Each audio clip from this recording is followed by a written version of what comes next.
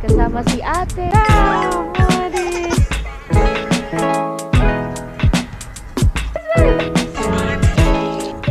Wala akong complete gadgets. Meron ako ng mga bagay na kailangan ko lang. Pero more than sa kailangan, wala ako nun. Pero siguro, hindi yun yung call sa akin kasi nga, Most teens don't even have this kind of relationship. uy, naiiyak ako. Ang hirap ng question and answer na ito. Okay.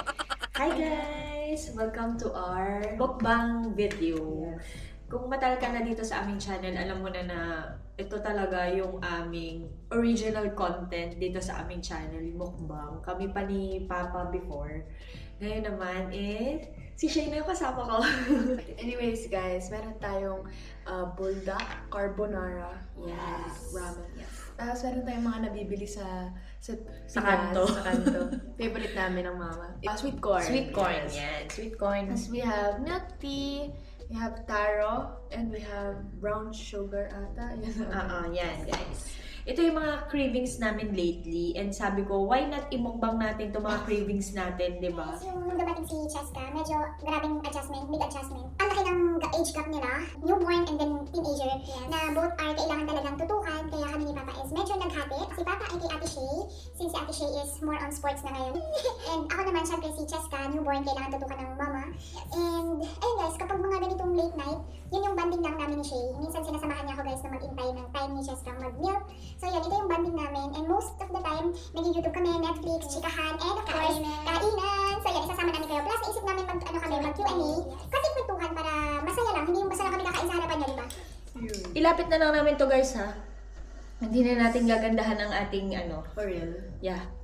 So, para sa mga nakakaalam guys, di ba meron akong gastritis and bago ako kumain ng mga bawal, kasi kalaban ng gastritis to guys, itong buldak. Kasi maanghang siya. Umiinom muna ako ng water para hindi mabigla yung sikmura ko. Cheers! Cheers natin sila anak. Cheers! Guys, okay, let's go. Mm.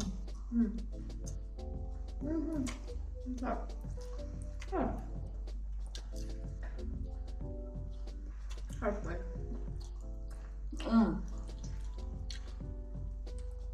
So good.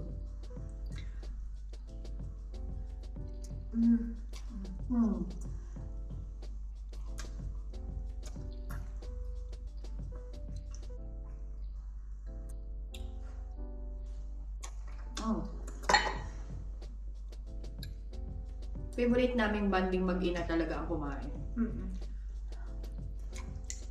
Dito kami, magkakasundo palagi. Para kaming aso pusa nito pero pag sa pagkain, we're best friends. Wala nang ayos-ayos guys kasi it's already magna-9 na. Ayan. Okay. So, yung question ko, guys, nag-research lang kami ng mga questions ng mother-daughter questions. Yung question ko ay, what is something that has been on your mind lately? We're going to the deep level. Wow! Ako, lagi ko to talagang nirereklamo sa mama. Like, hindi ko alam kung most teens, pero ako, mostly ito yung lagi kong iniisip. Like, yung acne ko. Okay. Yeah. Lagi kong nirereklamo sa mama na, Mama, dami ko ng tagahama, tulungan mo ako, gano'n, bigyan mo ko ng skincare na pang paalis, gano'n. Kasi, makaka-insecure ba naman yung pupunta ka sa may ilaw, tapos parang mag-show up na lang yung bangs mo. So, yun yung nakakainis. So, yun yung insecurities mo. Yeah. Wala nang araw na dumaan na palagi niyang inirant sa akin yung pimples nga na keso lumalabas daw, dumadami. Nga sabi ko sa kanya guys, kasi lahat ng teenagers dumadaan sa ganun stage na, di ba, lumalabas ang mga pimples, nag-change na kasi ng hormones, kaya ganun, lumalabas yung mga pimples. Normal yon.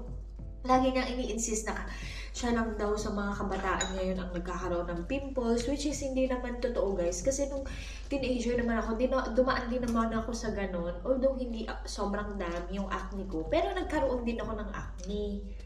Oh, yung cheese guys, oh! Here is my question. What was the hardest part about being my age? Based sa relationship natin as mother and daughter. Siguro yung communication natin sa isa't isa. Since ang layo kasi ng ano natin, ng gap natin. Mm-mm. So parang yung mga trip mo, hindi ko masakyan.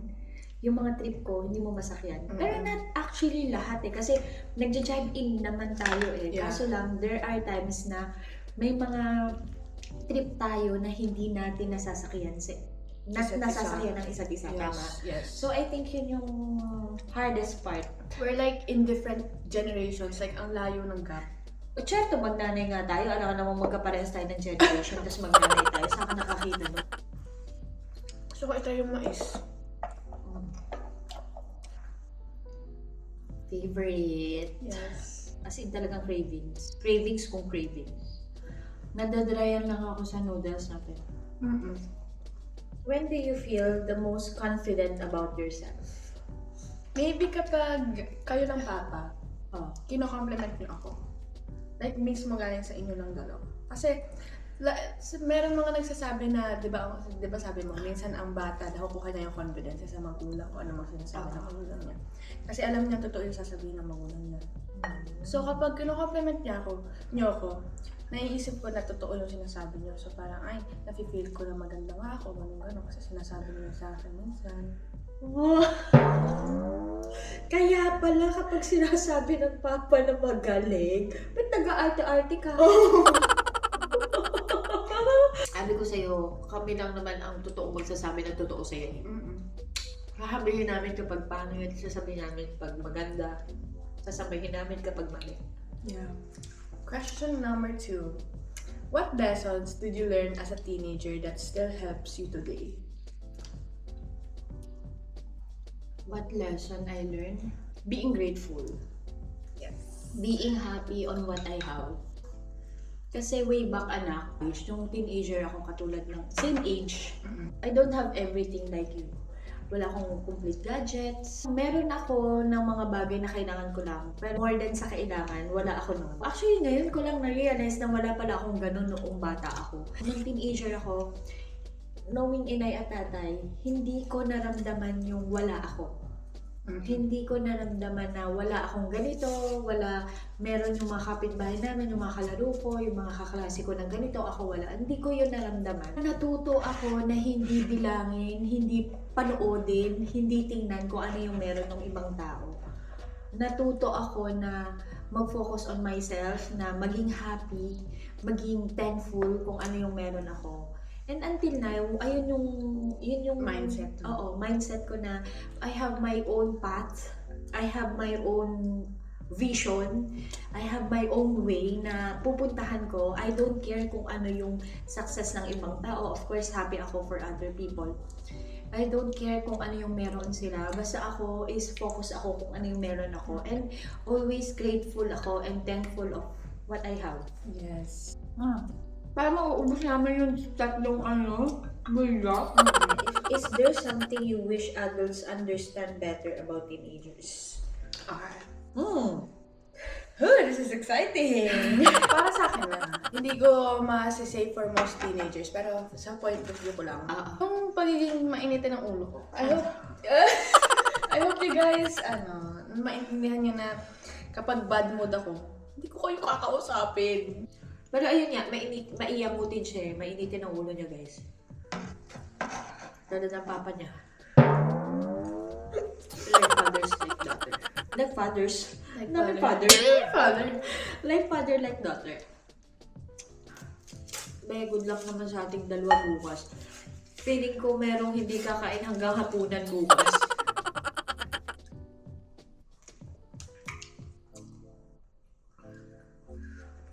Bako Zucchero. Pero ang tamis niya pa rin. As in? Oo. Sabi ni Shay, breakfast pa daw niya yung tinapay. Parang wala nang mabe-breakfast. Wala na talaga. Wala nang mabe-breakfast. What were your dreams when you were my age? Oh my God. Wala nakakaalam nito, guys. Kayo na lang. Yung age mo parang second year high school, no? Yeah, second year high school. Nung second year high school ako, guys, dinala yung relics ni Mother Teresa sa ibaan. And parang yung school namin yung naging host ng pagdating ni Mother Teresa. And then parang lahat ng name na Teresa, or my name na Teresa, is parang kami yung mapupuntahin sa unahan, tapos kami yung mag-receive. Something like that. Hindi ko na talaga maalala kasi ayun, meron akong madre anak doon na Usap, gano'n. Tapos, hindi ko maalala yung congregation niya, basta taga Makati siya. Para kaming pen pal. Sinusulatan niya ako, pag may mga occasion, pinapadala niya ako ng card, letter, ganyan. Doon din pala anak nag-start yung pinatensya ko na hindi ako kumakain ng karne. 40 days ako hindi ko kakain ng karne na. Quaresma, yun. way back, gusto ko maging madre. Yun yung dream ko noong nasa second year high school ako. Doon nag-start. Pero siguro, hindi yun yung call sa akin kasi nga, ayan, I have you. I have Papa, God I have has other Cheska. plans. So yan, hindi natuloy dahil And even better. siguro hindi yung vocation na yun ang Para sa'yo. para sa akin. Akong pinagsabihan nun, guys. Ngayon, madami naman Ngayon, alam nyo na. Gusto ko maging madre before. What is something that sometimes worries or stresses you? Kapag yung, di ba lalabas ako with friends. Tapos, wala akong charger or something. Tapos malulubat ako. So, matatakot ako. Ang gagalit sa akin ng mama, baka niya ako, gano'n, mawala yung tiwala niya sa akin. And all. Natatakot akong mawala ng tiwala sa akin yung magulang. Kasi ako, sobrang close ko sa kanila. Like, parang silang tropa, parang mga Bro and sis. mga kapatid. As in, ang tawag ko nga sa kanila, anak eh. Tapos yung iisipin ko lang na mawawala yung trust nila sa akin, ayoko ng ganun. Ayoko ng ganung relationship with them. Yes, yun ang number 1 rule ko sa kanya. Kung aalis siya, kailangan full charge ang cellphone mo and meron kang portable charger. Kasi ayaw ko na kapag lumalabas ka, hindi kita makokontak, hindi ka magre-reply. Kailangan pag tumawag ako, sasagot ka agad. At pag chinek kita sa Live 360, malalaman ko kung nasaan ka. Not because wala akong tiwala. Gusto ko lang alam Safety ka. Oo, kung nasaan siya at safe siya kung saan man siya naroon. Hindi naman kami agad-agad mawawala ng tiwala na dahil lang doon sa hindi ka namin makukontak. Okay naman nun, te. Siyempre, nakatakot pa rin. Most teens don't even have this kind of relationship with you. Kaya ako grateful ako na naka-close ko din kayo. Kahit hindi naman ako sa inyo laki. Okay guys, so lumipat kami dito sa... Itsura natin. Lumipat kami dito sa cellphone kasi itong camera namin kailangan ng i-charge. Kung kanina ay, yung camera natin sobrang wide. Ngayon ay para tayong lalamunin ng camera, kapatid. Okay. So, ano nga ba yung pinag-uusapan natin kanina? Oh, hindi naman because of hindi ka namin makokontak is mawawala na agad kami ng trust sa'yo. Hindi naman yun agad. Tsaka alam mo, na-explain na sa'yo ng Papa many times kung ano ang sisira ng trust namin sa'yo. And yun lang. Yeah. Lalo mo lang tatandaan yun. Anyway, my question naman sa'yo. What is something you hope I will always remember as I grow up? I hope you will always remember as you grow up is... Ang hirap ng question and answer na ito. Hindi. Ang gusto ko na ma-remember mo as you grow up, syempre darating yung time na maaabot mo ang mga dreams mo, makakaakyat ka kung saan mo gustong makarating. Pero gusto kong remember mo na on top of that, ay hindi ka makakarating dun sa lugar na yon kung nasaan ka man, kung hindi dahil sa mga tao na dinaanan mo sa way mo papunta sa taas. Huwag mo kalilimutan na lumingon sa pinanggalingan mo. Syempre si Lord. Si Lord ang reason na naging kaya ka nandun. And of course, yung pinaka-root, yung family. Huwag mo kalilimutan ng family. Kasi yun yung pinaka-importante sa lahat. Sa Philippines and family natin dito sa Italy. Kasi sila, anak, ang... Support system. Yes. Mawawala na ang lahat, pero sila hindi mawawala. And Iwan sila- ako ng lahat sila. Yes. Hindi natin na mararating kung ano man yung nararating natin kung hindi dahil sa family. Yeah. Uy, naiiyak ako. I thought. Hindi. Yes. Yun yung gusto kong i-remember mo. Huwag kang, huwag tataas ang ego mo.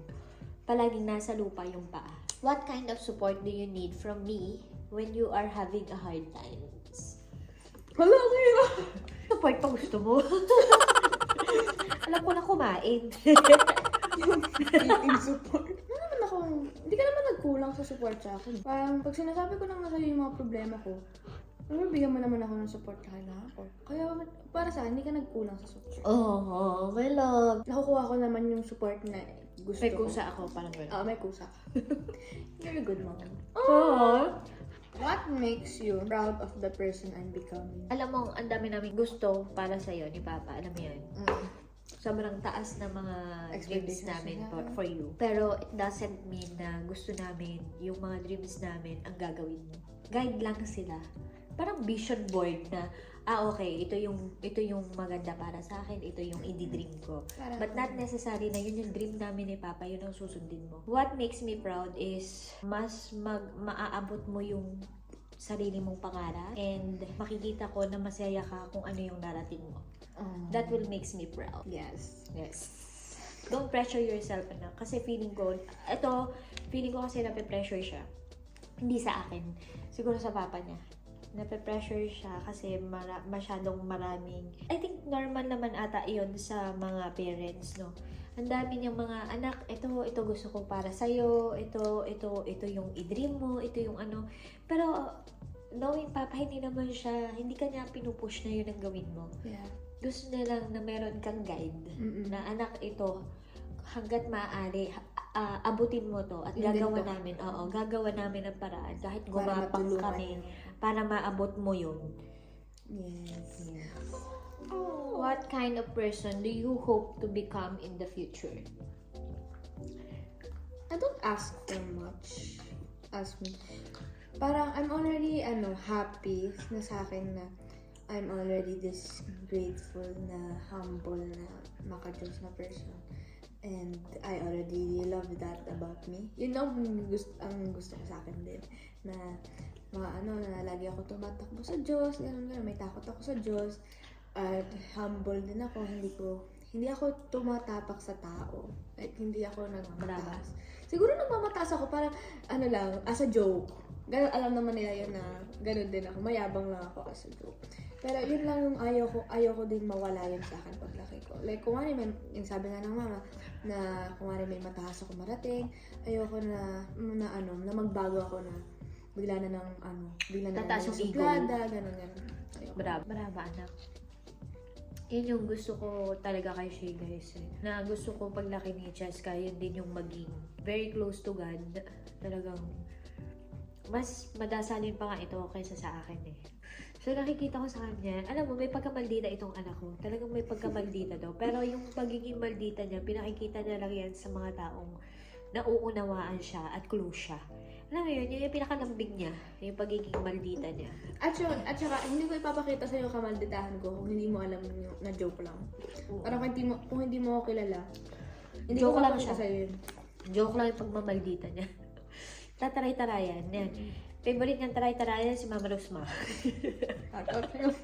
Shout out to Mama O, dahil for sure mapapanood ni Mama Rosma to. Naalala ko yung advice sa akin ng mamay na hindi ka magiging maligaya sa mararating mo kapag ka may natatapakan kang ibang tao. Hanggang ngayon nakatatak pa rin yan sa isip ko. Busog na busog ako, hindi ako makapagsalita, guys. Ang dami kong gustong i-share, ang dami kong gustong sabihin, pero feeling ko yung kinain ko, nandito lang siya. Kailangan ko siyang nandito pala. kailangan ko siyang i-dighay. Yeah guys, hanggang dito na lang ang ating mukbang session plus Q&A. Comment down below. Tama ba yung Para grammar bang na may yun? fan style. Comment nyo lang guys kung na-enjoy nyo itong aming Q&A. Heart to heart talk with daughter. Ayan. And yeah, again, thank you so much. And sana hindi nyo madaling araw na pinapanood to. Kasi, ayan. Baka matakam kayo. Charot! So yes. Again, thank you so much for watching guys. Bye. Good night.